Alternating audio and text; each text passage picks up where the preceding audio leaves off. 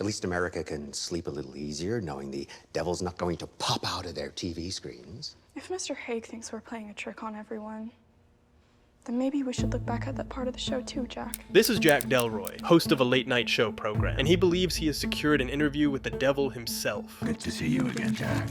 And this one, on the other hand, is Carmichael Haig, a former magician turned leader of the Skeptical Association, much in the style of the legendary James Randi. I've gone through many hundreds of these tests with many hundreds of people who claim to have psychic powers.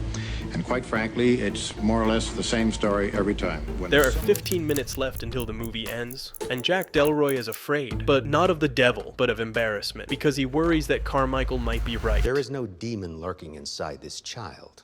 Clearly, she has been placed in a hypnotic state and manipulated by the good doctor. And that the doctor may have hypnotized them during the purported exorcism. I did not hypnotize Lily or the studio audience, thereby casting doubt on the authenticity of his late night with the devil. If you'll allow me, Jack, I'd like to prove my thesis beyond a shadow of doubt. This is why he hypnotized everyone present into believing that worms were emerging from this poor man's belly, all to prove how easy it is to manipulate an audience. You're saying you just hypnotized all of us? Now, I'm pretty sure I had most of you here in the studio, and no doubt a number of our viewers at home. And the joke here is that this is the pre-climax of the movie, and they are about to play back the footage of the interview with the devil. We can start it. Yeah, right there. To find out if it was an illusion or not. And this is one of my favorite horror moments in recent times, because it practically turns the genre upside down. You know who I am, Doctor? Normally, the suspense would be centered around the possibility that the horror element, in this case, the devil, was real. I mean, the terrifying aspect would be the possibility that the characters are witnessing a live exorcism, and the danger it could pose to them. I'm begging you to stop this before something terrible happens. But in this case, the suspense is almost inverted. It doesn't lie in the potential danger itself, but in the possibility of an alternative that might be even more unsettling, that we have been manipulated. Okay, freeze it there. That's just a glitch, Jack. No, it's something else. Because the tension lies in the possibility that the supernatural element might not be real, which is contrary to all other films in the genre. Did you personally perform the exorcism? No, I'm not authorized, but I've assisted on many. See, an exorcism can be very dangerous, not only for the victim, but for anyone in the room. What I mean by this is that in most horror movies, the goal is for the audience to feel close to the main characters, even in found footage films. I love you, Mom. And it's that short distance that really pulls us into the story. But when you're watching a horror movie, you're not this guy, or even this other one. You're this guy, an observer, watching it all unfold from a safe place. I hope everyone here in the studio, and you at home, are all feeling comfortable too. But if you think about it, this film creates a different effect, because it makes us part of the fiction, but in a different way. I mean, every story needs a point of connection, right? Like a doorway we can walk through to get into that world. But here, it's not through Jack, it's through them, the audience. Thank you for allowing me into your living rooms once again. In a way, it makes the film's audience go through the same experience as the audience of the show. And that's why I love this moment so much, because our fear is the same as theirs. You don't think the television cameras lie, do you, Mr. Haig? No, of course not. The possibility of being deceived.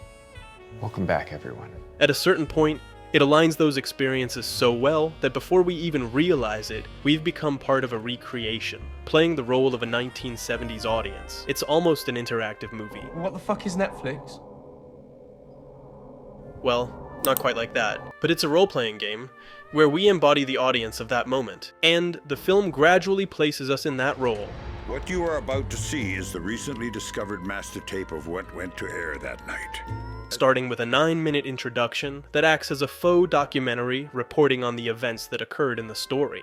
It is the live TV event that shocked a nation. Late Night with the Devil. And this is the reason why the pre-climax carries so much weight. But, okay, I know I've talked a lot about what the film does, but now I want to focus on how it achieves it, which is what I want to delve into now. Tonight's broadcast is brought to you by the Cavendish Group of Companies. Let's shake on it. As you can see, the commitment to recreating realities is so strong that even the show has fake sponsors. After all, every great product needs advertisers who can make it seem even greater. And that's why, before we continue with the video, I want to take a few seconds to talk about today's sponsor, Skillshare, which has been incredibly helpful for me lately in improving my drawing skills with this series of how to draw faces classes. And what makes it so great is that it's not just a single class, but an organized sequence of lessons that dive deep, available through Skillshare's learning paths. And in the same way, you can explore any discipline you're interested in, whether it's filmmaking, photography, video editing, or drawing. Skillshare has everything you need to level up in those areas, since it's the biggest online learning community out there. Personally, it's helped me get back into drawing after like 10 years, because it's amazing to not just practice on my own, but to have a structured guide created by an expert in the field. So if you're interested, you're in luck, since the first 500 people to use the link in the description will get a free month of Skillshare. Thank you, Skillshare, for sponsoring this video. Now, let's get back to it. Once the documentary is introduced, along with the credits and the program's sponsors, the experience of watching a 70s style show continues to build through the introduction and Jack's appearances. Thank you for allowing me into your living rooms once again. At the beginning, the movie takes about 5 minutes that, if cut, wouldn't really affect the story, but they help reinforce this idea of simulation. Sweep, sweep. With a few jokes that haven't aged well. Then, with some period references. President Jimmy Carter. Really, Leo? Okay. Easy pickings, I guess. And finally, with an emotional moment. Good times and bad, especially the bad. It was your support that brought me back into this very studio a year ago when I could have easily thrown in the towel. From that point on, an ambiguity regarding the paranormal begins to build, one that will persist throughout the entire movie. It was feeding back through your PA system? Initially through the presence of two characters. Please help me welcome the mysterious, the mononymous Christu. First, there's Christo, a so-called medium dressed in gold, with a look that practically shouts scam. And then there's Carmichael. Carmichael Haig. A skeptic. In other words, at a certain point, both characters exist at opposite extremes of discrediting the supernatural. One by commercializing it, the other by debunking it. Talk to the dead. And both serve as narrative tools to plant doubt in us. In this sense, the movie's formal choices are key. For example, take a look at these two moments. In the first, Christu claims to hear voices. I'm already receiving some signals here. The movie doesn't fall into the temptation of building a grand ritual or placing background music. And seen in this way, he looks quite ridiculous. Peterson! I'm hearing the name Peterson. What? And then the movie doubles down on ridiculing him with this character. Hi, Mr. Peterson. My wife's maiden name was Peterman. Who contradicts him whenever possible. Your wife has crossed over, see? You could say that. She ran off with my neighbor 5 years ago. A character who, we later understand, was planted by the production to expose Christu. What do you think about our friend Barry? The same thing happens with the second interaction. Perhaps the most moving moment in the film. Who is Edward? Stylistically, it's presented in a similar way. Edmund was my little brother. And you were the mother, see? Yes. Shot in a raw, unpolished manner and without any background music. Can you please tell him that Papa was safe? The only tool of manipulation here is the cinematography, where a colorful background is replaced with an empty black void that evokes a sense of transcendence. I do not need to tell him this. He already knows. It's undeniably an emotional moment. However, moments later... There was a questionnaire you had to complete before coming in, you said? Yeah, that's right. The movie reveals that the women had filled out a form before entering the studio. Thank you, ladies. The expression of the girls suggests they wrote down the information the medium supposedly guessed. So, is it real or not? We don't know. Just like we don't know if it was the production messing with the lights or actual contact with the beyond. Oh boy, that bit with the lights was your idea, wasn't it? If you liked it, yeah, I'll take full credit.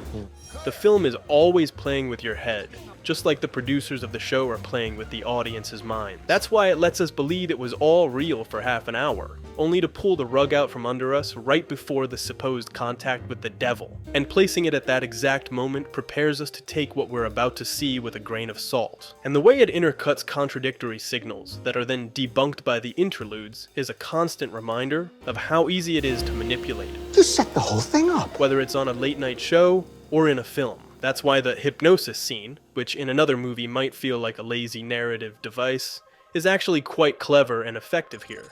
I hope our viewers at home are also paying attention. Watch carefully. In a way, the movie asks you to step forward and take your suspension of disbelief one step further.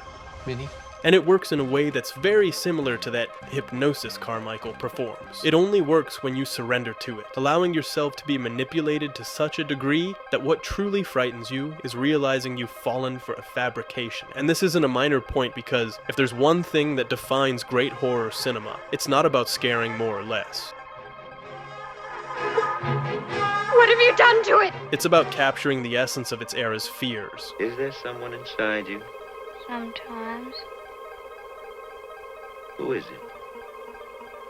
I don't know. The Exorcist wasn't so effective just because it portrayed a primal terror, like spirits possessing the living, but because it served as a metaphor for the fears and disillusionments of its time. And in the same way, without saying that Late Night with the Devil is a masterpiece of horror, I do honestly think it resonates. Not because we truly believe another girl might be possessed, but because in an age of hyper-realistic AI-generated images and constant fake news, it reminds us how easily we can be manipulated. The greatest trick the devil ever pulled was convincing the world he didn't exist.